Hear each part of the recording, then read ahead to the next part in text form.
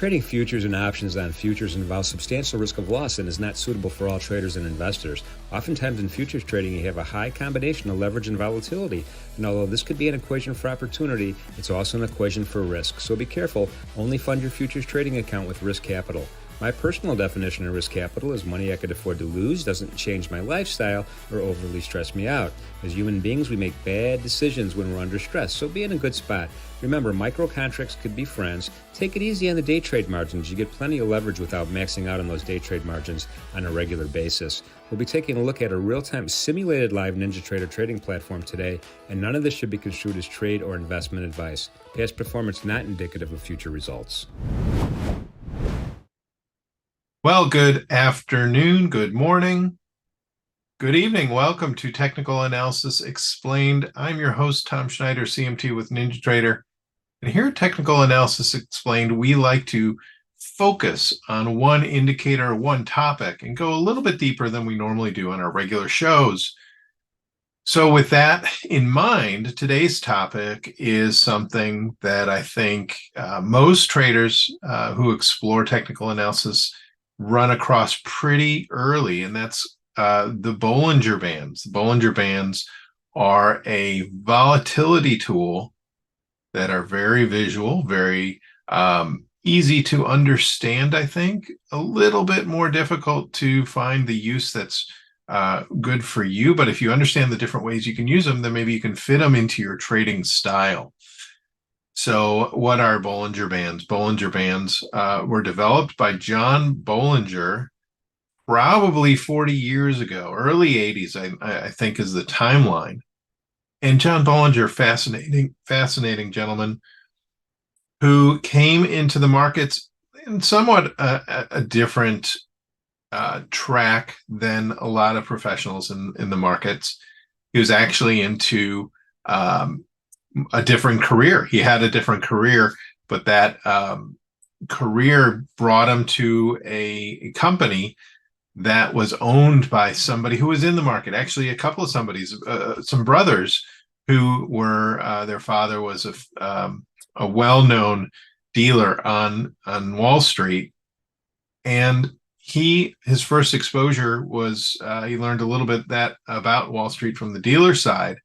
And then he went on into his career in the entertainment. It's more from a lighting of movies, cameraman type of thing, just like our producers here at NinjaTrader. We have some great talent here. Same thing with John Bollinger. Well, fortune brought him to, or fate, if you will, brought him back to the market side of things. And he, through his study, developed these bands. Now, maybe if Mission Control, we could go to the chart, I can show you what we're talking about. So Bollinger Bands are these bands that you see that are on top of the price. And what I mean is they're laid over the price. And the middle band is really central to the construction of the bands, but the bands themselves are really the important thing. This middle band, this blue band, is a 20-period simple moving average. That's kind of the default in technical analysis, what most people use, or a majority of the people use anyway. Not everybody, you can certainly tailor them, but it's just a 20-period simple moving average. Now, these two bands above and below, the upper band up here in red and the lower band in green, they are 2 standard deviations away from that moving average. So what does that mean? Well, this is the variance that you might see in the market. And when we think about a standard distribution, we talk about the bell curve. If you take a distribution of a data sample and it forms a bell curve, one standard deviation from that mean, or from the median, I should say, is about 68 to 70% of all occurrences fit within that range. So it's there's a standard deviation away from the median on the left side or the right side of the bell curve. You can look at it in these terms. Of the 20-period moving average, there's a standard deviation above and below. But if you take it to 2 standard deviations, standard bell curve, it's about 95% of the sample, or in this case, the trading. Now, that's not going to be the case here. It's going to vary a little bit because the markets aren't just something that fits nicely into a bell curve. But you think about that, 95%, if it's less, if it's more, it's still a bulk of the trading that should happen within these bands. So what does that mean for us as traders? Well, we can use that information to our advantage. Now, I've seen it where some people use different periods. So they might not use a 20-period moving average. They might use a 14-period moving average, or they might go a little longer.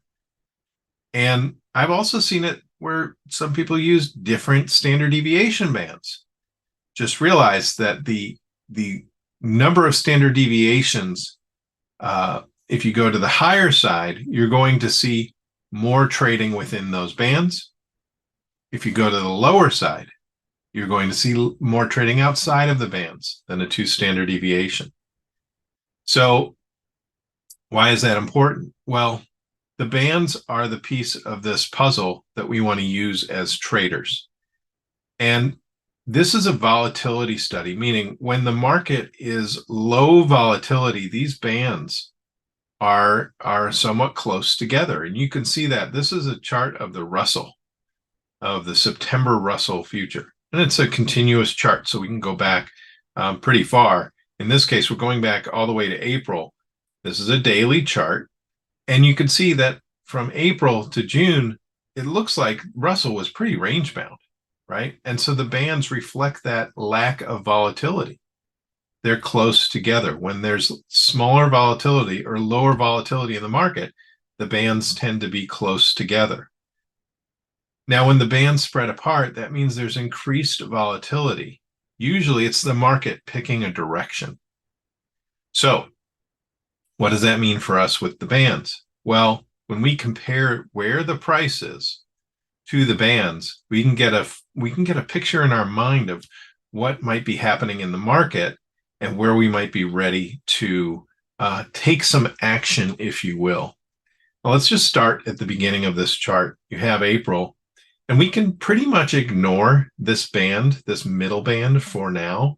Well, there is a time and a place for that middle band when we're talking about a trading strategy, which we'll just touch on briefly.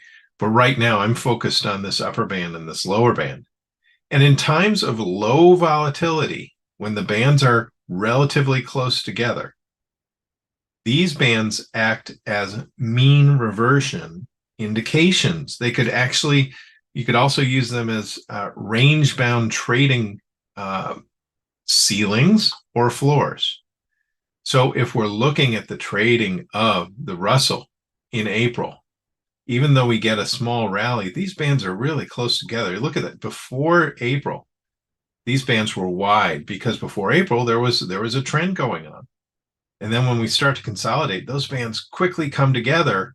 And so we're looking for mean reversion. So when we get close to a band, when we trade close to a band or even above the band, I'm looking for something else to confirm my idea that this is mean reverting. I would never use any indicator in a vacuum, meaning that's the only thing I use.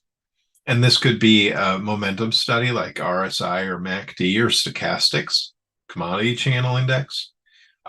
You could use volume. Is this, when we get up to this band, is there excitement with a larger volume, or is it something that there's just lower volume and it's not going to continue that trend? So you would want to use other confirming indicators, preferably not something that measures volatility, something that might measure momentum or volume. That's another indication. But in this uptrend, we see as the market got close to the upper band, this is a 2 standard deviation band, Bollinger band up here. This market kind of tested that band, but then retraced. And it retraced all the way down here. Now, what happened here? We close outside the band. We're still in narrow. These bands are super narrow compared to where it's been. So I'm looking for reversion. What happens? We revert in the next the next bar. Even though it looks like these two bars are below. Yes, that happened, but it closed here and it didn't close here. It closed back inside the band here.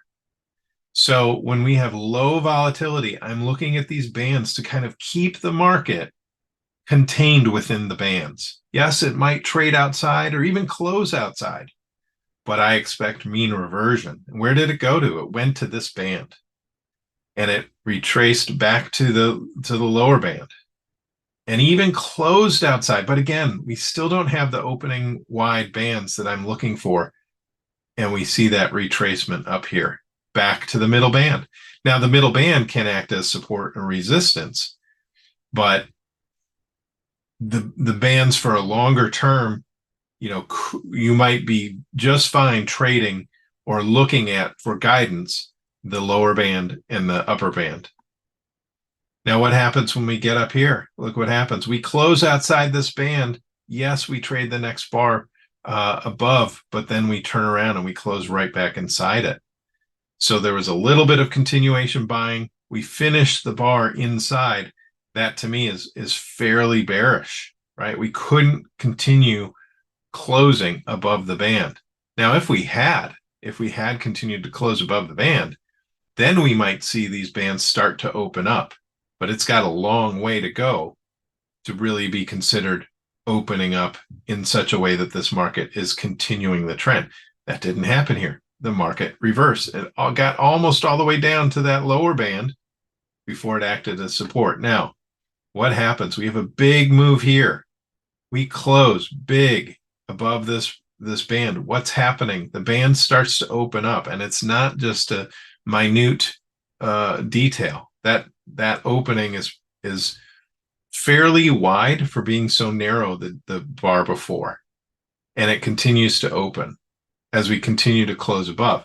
So when the market starts to get some direction, we see multiple closes above the band, and we even have almost the entire candle above the band. That is a big move up.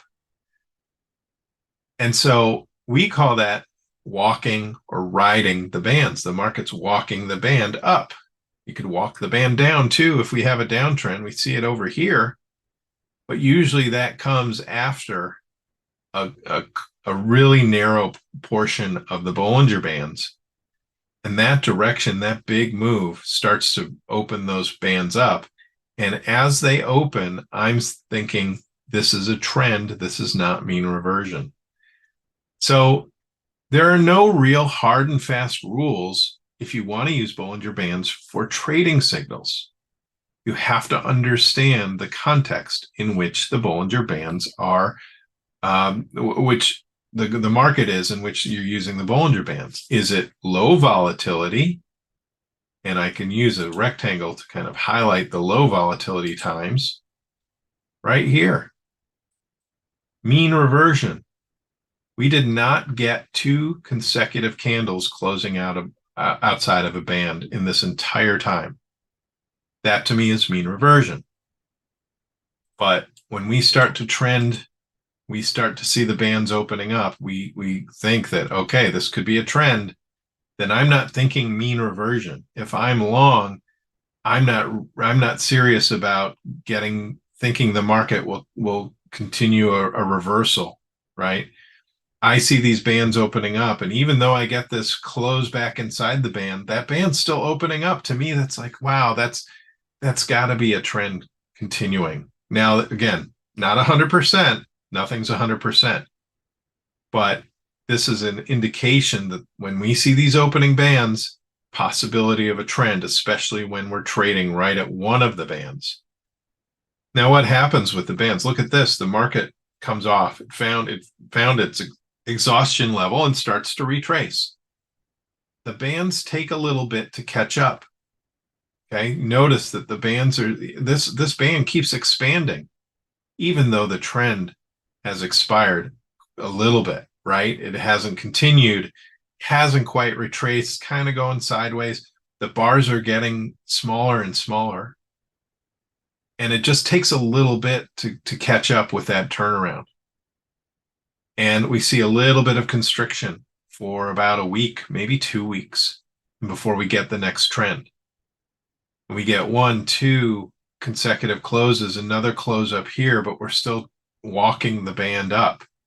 When we see those bands opening, that's volatility expanding. And what happens when volatility expands? That's what we look for as traders. We want to see more volatility because it means more opportunity to catch that trend or run with the trend. Now, if you were to use this in a trade system, there are 2 types of ways I would use the bands. One is fairly aggressive and you're always in the market. It's a stop and reverse.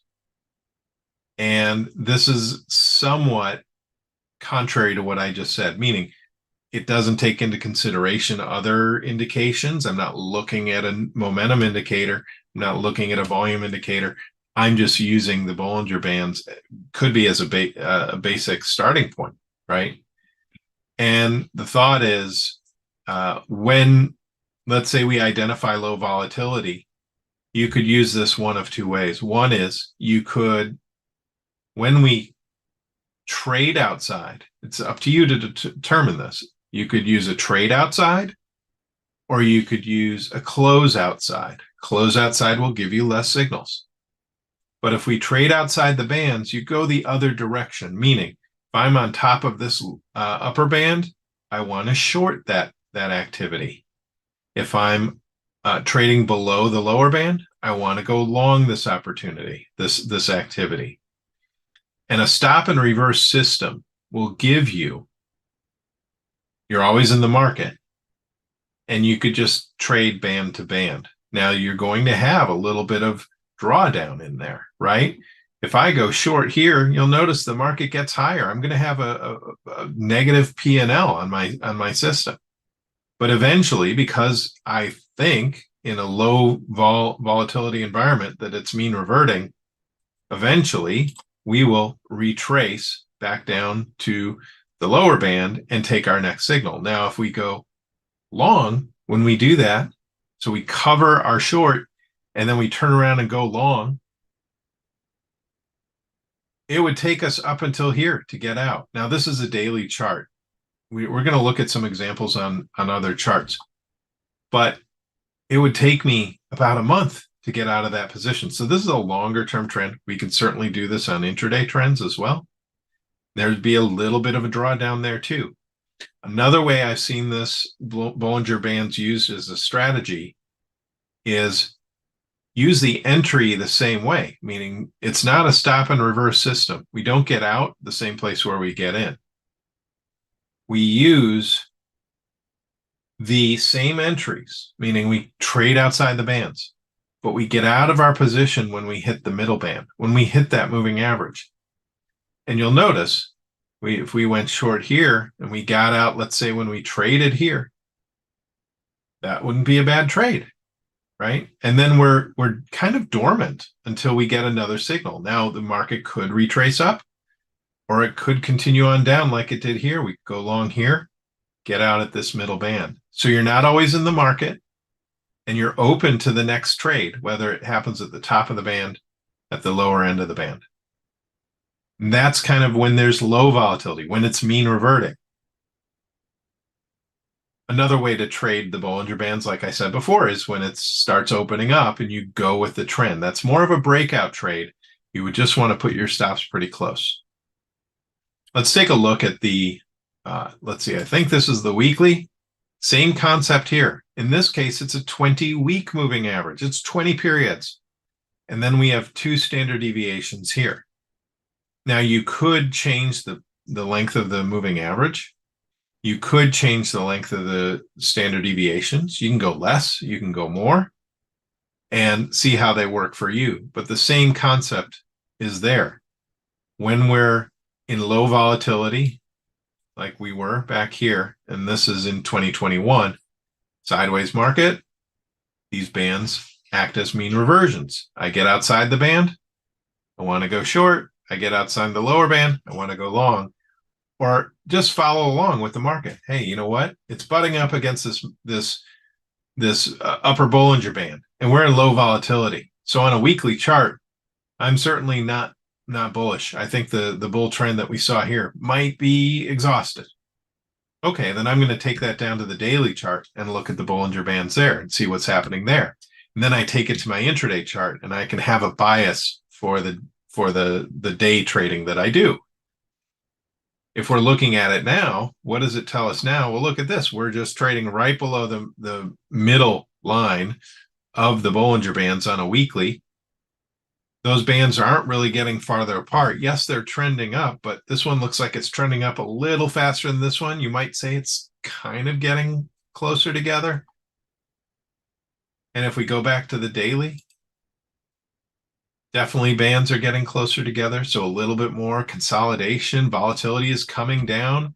I might expect that if we trend down to the lower Bollinger Band on a daily, that might be bullish. That might be support. Then we can go into the intraday, and this will tell us what's happening today. Now, there's going to be probably some more volatile moves because this is purely a 10-minute chart with a 20-period moving average. That's about 200 minutes. So 200 minutes, that's about a three-hour plus chart. And if I'm doing the math right, 200 minutes, 3-hour plus chart, 3 1/3 hours. So there might be some cases where you see spikes up and outside, and it isn't as pretty, I would say, as the daily charts or even the weekly charts, but you could still use them, right? I see these bands coming together. I see this market trading towards the bottom of the band, but the bands aren't expanding, and I'm focused right on these bars right here. That might be support at the band. What happens? It turns around. Now the bands are starting to open as we trend up. Now I'm thinking this is a trend. And at some point, the trend does end, or it does pause, or it does stall, whatever you want to call it. And it turns around. Well, what happens? We move, and the bands are continuing to open. So it's okay to have multiple closes outside a band when those bands are coming, they're opening. They turn around, buyers come in and push this market up. And we're kind of trading around that moving average since then. So just different ways you can use them on different time periods. Now, let's say I'm looking at my 10-minute chart and I'm trading, and maybe it's with Bollinger Bands, maybe it's with my other tools that I like to use, but I want to check to see, boy, where are we? Where is the Bollinger Band? Where is the current price on a daily chart? We know where the current price is. It's going to be the same, whether it's a daily, weekly, or 10-minute chart.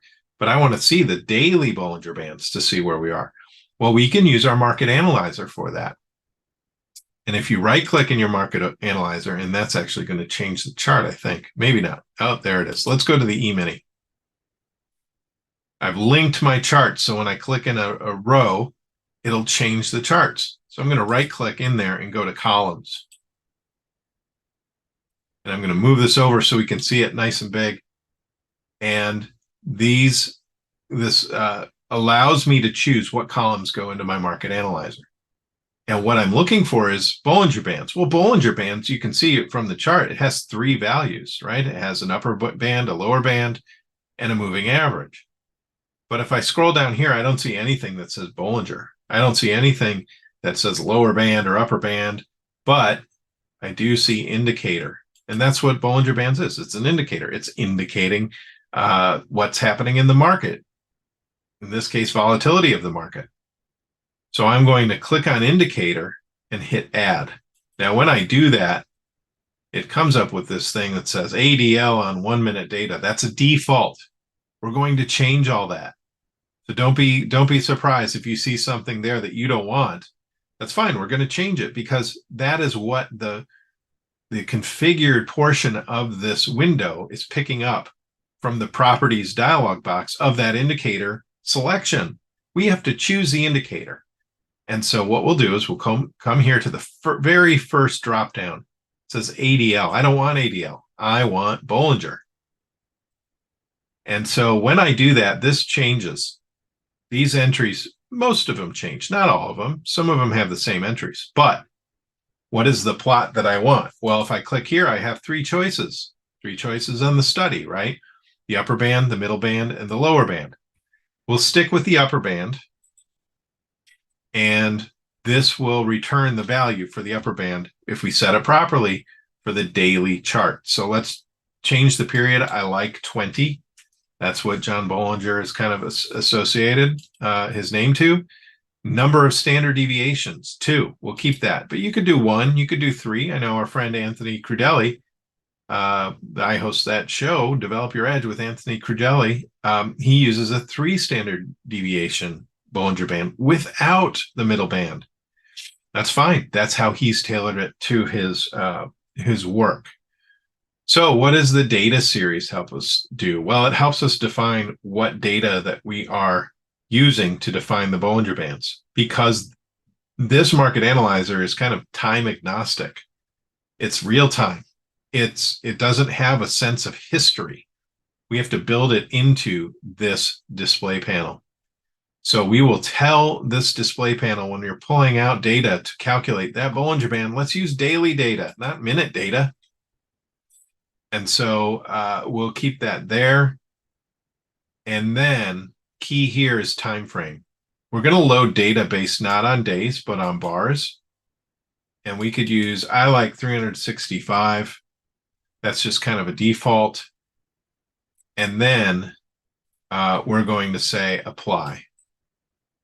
Now what it's doing is it's calculating the Bollinger Band value on a daily basis for all of the things, all the instruments, I should say, in my market analyzer. And what I'm really concerned with is, does the data match what I have on the chart? Now on the chart, I have a 10-minute chart. I'm going to hit OK real quick. I'm going to go back to my daily. I want to make sure that this data matches this data. So let's do a couple things here. I want to go back to columns. I'm going to go back to Bollinger. First thing I'm going to do is I'm going to rename this. So under label, I'm going to call this UBB. And this will tell me it's the upper Bollinger Band. And let's hit apply. And I'm looking for 455.67. I want to make sure this updates on every tick. That's what I'm missing. So it says setup, calculate on each tick. Let's hit apply. And now when I hit OK, you'll see this upper Bollinger Band, it's at like 0.73, 54.75 now, matches that. So I know that all of these values are the real-time value for the upper Bollinger Band. I can do the same thing for the lower. I can go to columns, and I just clicked over to the Russell, back to the Russell by doing that. And I can go to indicator, hit add, and walk through the same steps, except I'm going to choose that lower band. And we're going to call that 20, and we're going to change that to days.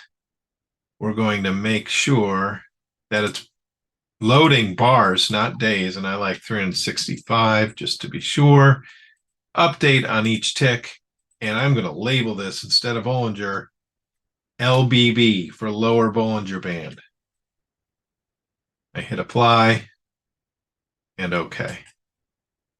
Now it's taking a moment because it's calculating, but what I would expect is this lower Bollinger Band value matches the lower Bollinger Band value for the daily chart, which this is 1833.5. So now I don't really need to have the daily chart up. I can go to the intraday, whether or not I have any Bollinger Bands on this chart. But whatever I have, this I can always refer to, and I could say, well, the current price is 1858, and the upper band is 1928, and the lower band is 1833. So we're kind of in the middle, but we're closer to the lower band. I don't need to go to the chart for that. So just a couple of things we can do in NinjaTrader to help us use the Bollinger Band indicator a little bit smarter, I think, than what we might normally do. So to recap a little bit, Bollinger Bands, probably one of the top 5 studies in my experience, consulting with traders, consulting with portfolio managers, investment professionals, the whole bit. When we talk technical analysis and people ask what indicators that they should use, or when I go and see those people and they have their charts up, Bollinger Bands certainly in the top 5, maybe even higher than top 5, maybe top 2 or 3 indicators that I see on a chart, and for good reason. They're a great volatility indicator. You can quickly see if the market's volatility is increasing, decreasing, staying the same, if it's wide or if it's tight. And then we can use those as guidelines. Are we going to see that the bands are containing the market, or is the market trying to get outside of the bands, and we're going to run those bands till that trend runs out? So I hope you found this helpful. Technical Analysis Explained will be doing other topics going forward. Next topic, we'll be discussing Ichimoku Cloud with our very special guest, NinjaTrader's own Michael Burke. He is very good at explaining the Ichimoku Cloud. So we'll be back in 2 weeks to talk about that. In the meantime, I wish you a great trading day and have a great weekend.